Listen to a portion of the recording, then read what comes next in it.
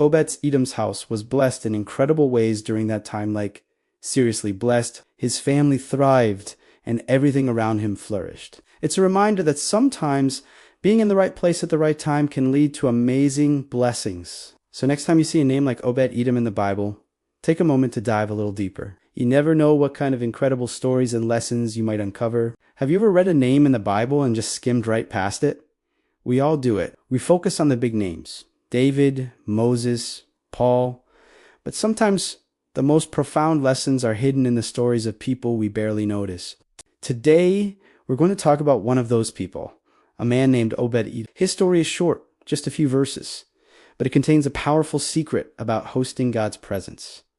So, who was this guy? You'll find him in 2 Samuel chapter 6 and 1 Chronicles. He wasn't a king, he wasn't a famous prophet, and he wasn't a decorated warrior. He was just an ordinary man, a Gittite, which means he was likely from Gath, the same hometown as Goliath. He was an outsider living among God's people, and he is about to have the most important object in all of Israel delivered to his doorstep. To understand why, we need to look at the context. King David is finally bringing the Ark of the Covenant, the very symbol of God's presence, to Jerusalem. It's a massive celebration. There's music, dancing, and shouting. The whole nation is ecstatic. But then disaster strikes. The oxen pulling the cart stumble, and a man named Uzzah reaches out to steady the ark. The instant he touches it, he dies. Just imagine the scene.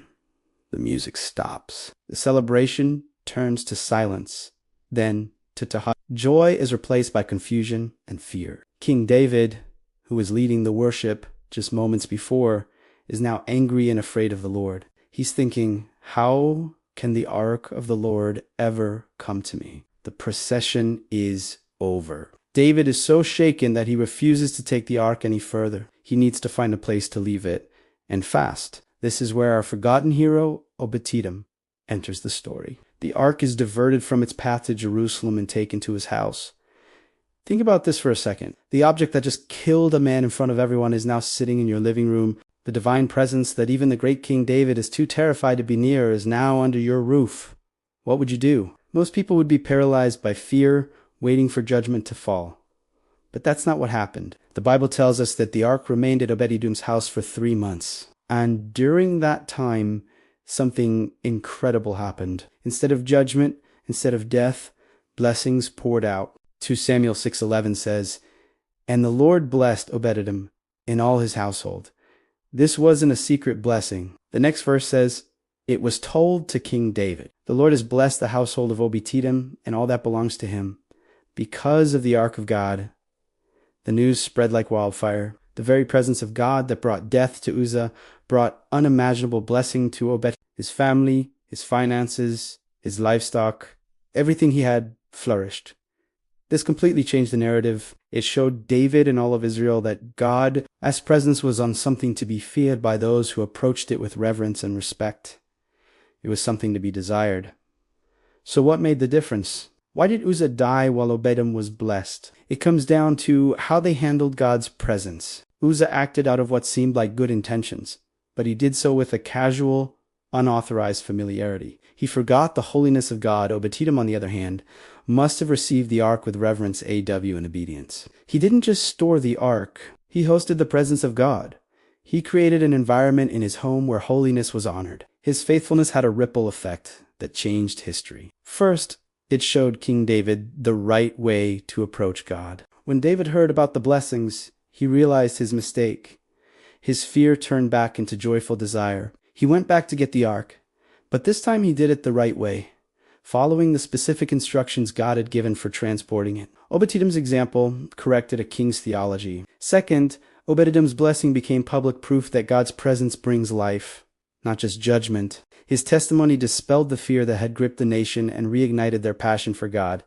He showed everyone that when you welcome God on his terms, you don't get destruction. You get breakthrough. And the blessings didn't stop after those 3 months. Because of his faithfulness in a small, temporary assignment, God gave him and his family a permanent role. When the ark finally made it to Jerusalem, Obed-Edom and his sons were appointed as gatekeepers and musicians for the house of the Lord. Think about that. The man who hosted God's presence in his home for 3 months was given the honor of serving in God's house for the rest of his life and his children after him. His family line became synonymous with serving in God's presence. This is the big lesson from a man with a small mention in the scriptures. God doesn't look for fame, titles, or impressive resumes. He's not looking for perfect people. He is looking for willing hearts. He is looking for people who will say yes when everyone else is saying no. He's looking for an obedient home where his presence can dwell. Obed-Edom simply opened his door when everyone else was shutting theirs. He was an ordinary man who was willing to do an extraordinary thing, and God honored him for it. His story asks us a question today. Is our heart, our home, our life a place where the presence of God is welcome? Are we treating his presence with reverence and honor, or with casual indifference? Like Obed-Edom, we may feel unqualified or ordinary, but God specializes in using ordinary people to do remarkable things. All it takes is a willing heart. The Bible is filled with these quietly powerful figures, people whose small acts of obedience had massive consequences. Think of Shiphrah and Puah, the Hebrew midwives who defied Pharaoh's order to kill newborn boys. Their courage saved a generation and preserved the line of Moses. Or Ebed, the Ethiopian official who rescued the prophet Jeremiah from a muddy cistern when his own countrymen had left him to die. His compassion saved God's messenger. Think about Jael, the woman who single-handedly ended a war by driving a tent peg through the head of the enemy general. Or Baruch, Jeremiah's faithful scribe, who wrote down all of Jeremiah's prophecies, ensuring they were preserved even when the original scroll was burned by a wicked king. Without him, we wouldn't have the book of Jeremiah. And there's Heman the Ezrahite, a worship leader who co-authored Psalm 88, one of the most honest and raw psalms in the entire Bible. These aren't the headliners, but their stories are vital. They show us that faithfulness in the small things, in the unseen moments, is what truly matters to God.